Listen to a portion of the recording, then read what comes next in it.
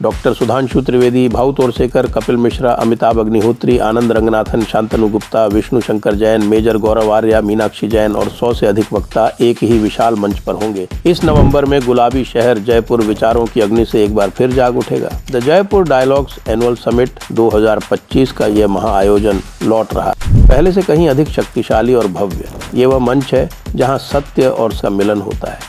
3 दिन तक राष्ट्रीय सुरक्षा से लेकर सांस्कृतिक पुनर्जागरण तक हर विषय पर बेबाक और निर्भीक चर्चा की। ये केवल एक समिट नहीं बल्कि एक सभ्यता की आवाज है जो अपना वृत्तांत स्वयं लिख रही है। इस महत्वपूर्ण राष्ट्रीय संवाद का हिस्सा बनने के लिए आप अपना रजिस्ट्रेशन करा सकते हैं। इस वैचारिक आंदोलन को समर्थन देने के लिए आप सेशंस को स्पॉन्सर कर सकते हैं और आयोजन स्थल पर अपना स्टॉल लगवाकर व्यापक दर्शकों तक पहुंच सकते हैं। वहां रहें, साक्षी बने, आवाज बने।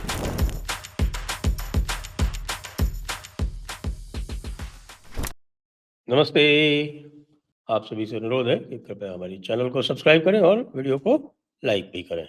बोए राहुल काटे ममता। अब बोया क्या? राहुल ने बोया वोट चोरी।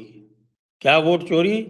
उन्होंने कहा कि साहब कि एसआईआर जो है वो बड़ा गड़बड़ है और एसआईआर के विरुद्ध उन्होंने पूरा एक वोट अधिकार यात्रा निकाल डाली और वोट अधिकार यात्रा के परिणाम में लोगों ने एसआईआर के विरुद्ध यानी स्पेशल इंटेंसिव रिवीजन जो बिहार में हो रहा था, वो एक तरह से पायलट प्रोजेक्ट था और उस पायलट प्रोजेक्ट को राहुल गांधी के कहने पर, मैं तो यही कहूँगा क्योंकि जो एडीआर जो है आपकी एसोसिएशन ऑफ डेमोक्रेटिक रिफॉर्म्स आपके प्रशांत भूषण वाली, वो क्यों गई?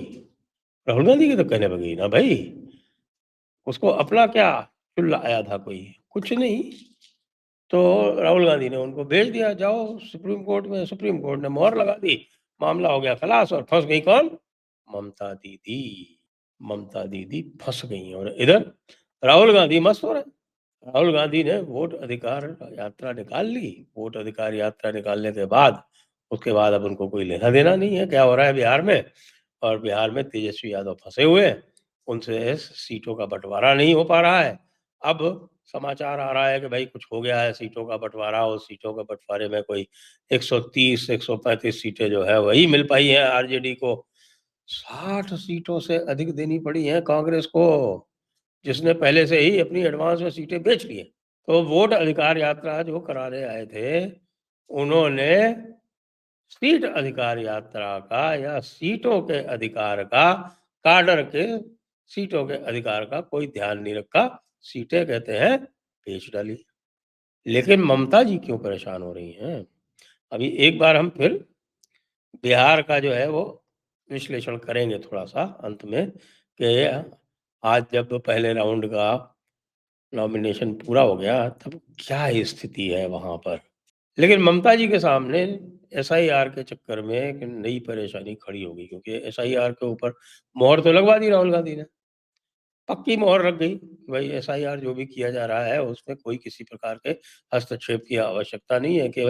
एक केवल एक उसमें सुप्रीम कोर्ट ने ये थोड़ा-सा उसमें हस्तक्षेप किया। थोड़ा-सा ही हस्तक्षेप किया क्योंकि उसकी भी आवश्यकता थी नहीं, क्योंकि एन्यूमरेशन फॉर्म में पहले ही से आधार कार्ड लिंक्ड था और जिनके भी एन्यूमरेशन फॉर्म भरवाए गए थे, उनमें सब में जो है वो उनका आधार कार्ड नंबर डाला गया था। तो आइडेंटिटी के लिए कहा कि साहब ये आधार कार्ड एक्सेप्ट कर लिए, सिटीज़नशिप के लिए मान्य नहीं होगा।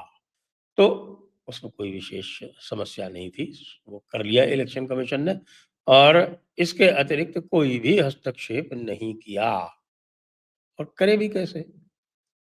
इलेक्शन कमीशन ने एफिडेविट दे दिया कि साहब के जितने भी हमने यहाँ पर नाम हटाए हैं, उनमें से एक भी व्यक्ति अपील में नहीं गया है। जानते हैं क्यों नहीं गया अपील में? अपील में इसलिए भी नहीं गए कि उनको पता था कि भैया अगर हम अपील में गए, तो कोई 2-4 जो है ना, वो जो छूट गए हैं, वो भी चले जाएँगे।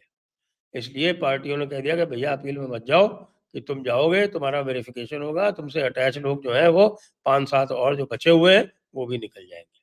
तो जो कोई 5-7-10% बच गया है निकलने से, वो भी निकल जाएगा, इसलिए चुप-चाप रहो। और पूरी तरह से चुप खींच गए, पूरी तरह से।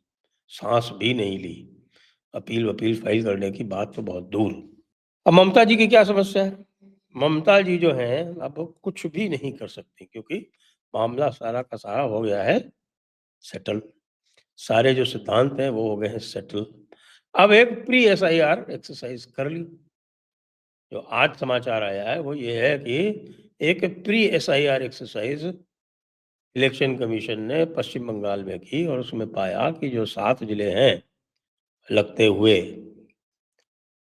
पश्चिम आपके बांग्लादेश से, विशेषकर जो 5 जिलों की बात कर रहे हैं उसमें आपके साउथ 24 परगना, नॉर्थ 24 परगना और उसके बाद आपका मुर्शिदाबाद, मालदा और ऊपर के नॉर्थ बंगाल के 2-4 जिले, तो कुल मिला के इन 7 जिलों में ये पाया गया कि जो बेसलाइन उन्होंने बनाई है, बेसलाइन ये है कि जब जो 2002 में जिनका भी नाम है, उनको और किसी चीज़ की आवश्यकता नहीं है, उनका नाम ऑटोमैटिक आ जाएगा। तो ये बताया जा रहा है कि 2002 से जो वेरिएशन है, जो डेविएशन है, वो है 50%। यानी 50% नाम ऐसे हैं जो 2002 में नहीं थे। अब उनका वेरिफिकेशन होगा। जो बाकी 50% है, तो 50% तो भाई बहुत बड़ा नंबर है। ये नंबर आप ये देखें कि बिहार में जो था, ये बिहार में ये नंबर 25 से कम था, तब इतना हंगामा हुआ। पश्चिम बंगाल में ये नंबर 50% से ऊपर है। ज़रा आप कल्पना कीजिए कि ये जो 50% है, ये निकल जाएँगे, तो ममता दीदी का क्या होगा? और ये तो हम निश्चित रूप से मान लें कि 50% नहीं, तो अब यदि नए जो वोटर्स जुड़ते हैं, उन नए वोटर्स की संख्या होती है, तो नए वोटर्स जो जुड़ेंगे, उनके नाम आप निकाल लीजिए। तो भी आप ये समझ लीजिए कि लगभग 30% इसमें से वेरिफ़िकेशन में निकलने वाले हैं बाहर। अब जो टोटल संख्या निकली, जो निकाली गई, वो लगभग 65 लाख थी। कहाँ से? बिहार से। और ये जो 65 लाख थी, ये पूरी आप ये समझिए कि अ, 10% से कम थी। 10% से भी कम थी। यहाँ तो मामला बहुत बड़ा दिख रहा है। यहाँ तो इसकी संभावना ऐसी है कि भई ये 33% से ऊपर चली जाए। 33% लोग अगर निकल जाएँगे, तो आप संख्या करोड़ों में जाएगी। करोड़ों में, मेरा तो अनुमान ये है कि यही अगर ट्रेंड रही, तो 2 करोड़ से ऊपर नाम जो हैं वो छँटेंगे। 2 करोड़ में कुछ तो स्वाभाविक है, जिनकी मृत्यु हो गई, वो निकलेंगे, जिनकी चेंज हो गई कॉन्स्टिट्यूएंसी, वो निकलेंगे, जो डुप्लीकेट हैं, वो जाएँगे, और जो पश्चिम बंगाल से बाहर चले गए और उन्होंने दूसरे स्थानों पर अपना वोट बनवा लिया, वो भी चले जाएँगे। जो यहाँ परमानेंट नहीं रहते हैं, वो चले जाएँगे। तो इनको सबको मिला के ये अनुमान हो रहा था कि भई अगर बिहार का पैटर्न रहता है, तो लगभग ये संख्या जो है वो 1 करोड़ तक जाएगी। लेकिन अब ये जो एसआईआर में वेरिफ़िकेशन आया है, तो ऐसा लग रहा है कि भई ये संख्या 2 करोड़ से ऊपर जाएगी।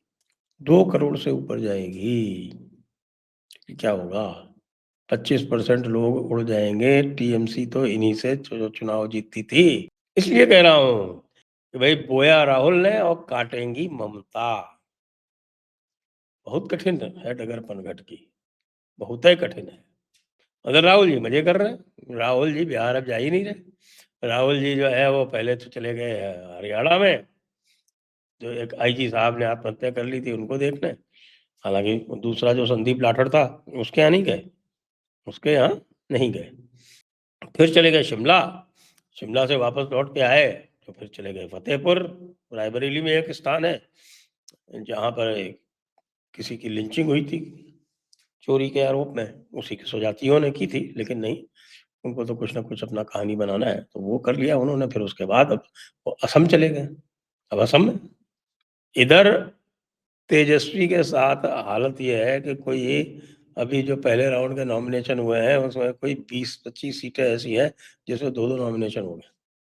कुछ 40-42 नॉमिनेशन कर दिए कम्युनिस्टों ने, और 25-26 नॉमिनेशन कर दिए कांग्रेस ने। उनको बताते हैं कि भई 60 सीट की बात हो गई है, अब 60 सीट अलॉट होगी, कब होगी, कोई अनाउंसमेंट होगा या नहीं होगा, ये तो बाद में आने की बात है। और 130-140 जो है ये आपके लगभग 140 से ऊपर कर दी आरजेडी ने। 15 बताई गई हैं साहब आपके वीआईपी को तो अब कम्युनिस्टों का और इनका सबका मिला के जो जिनकी जो संख्या है, वो तो 260, 270 के ऊपर जा रही है, तो इसका मतलब आपस से एक-दूसरे के विरुद्ध चुनाव लड़ेंगे। लड़ने दीजिए उनको चुनाव, क्योंकि बोया तो उन्होंने ही है। तेजस्वी तो अपना टाइम बर्बाद करते रहे उनकी वोट अधिकार यात्रा में और बाद में जब उन्होंने देखा कि डैमेज हो गया है, तब उसके बाद फिर उन्होंने अपनी एक अलग से यात्रा निकाली। लेकिन दोनों के ही समस्या ये बढ़ती चली जा रही है कि अभी तो दूसरा राउंड बाकी है। दूसरे राउंड में तो सबसे वाली झगड़े वाली सीटें आने वाली हैं और वो सीमांचल की सारी सीटों पर दाँव लगा रखा है कांग्रेस ने। तो अब ये मामला कहाँ जाके टिकेगा हमें नहीं पता। लेकिन जहाँ भी टिकेगा, राहुल गांधी को तो सब बधाई देंगे एनडीए वाले। पहले ही सुना है कि लोग जो हैं वो अपनी बधाइयाँ जो हैं उन्होंने देना आरंभ कर दिया है। डायरेक्ट उनको नहीं दे रहे हैं, वो डिलेड ट्रांसमिशन वाला लगा के और डिलेड ट्रांसमिशन का उन्होंने कह दिया है कि भई 14 तारीख को ड्राफ्टिंग वाफ्टिंग कर ली। बस 14 तारीख को और ठीक 12 बजे का टाइमर लगा दिया और टाइमर चला जाएगा। धन्यवाद राहुल जी, आपने हमारा बहुत भला किया। राहुल जी ने एनडीए का भला कर दिया और ममता जी को डुबा दिया। जय हिंद, जय भारत, वंदे मातरम।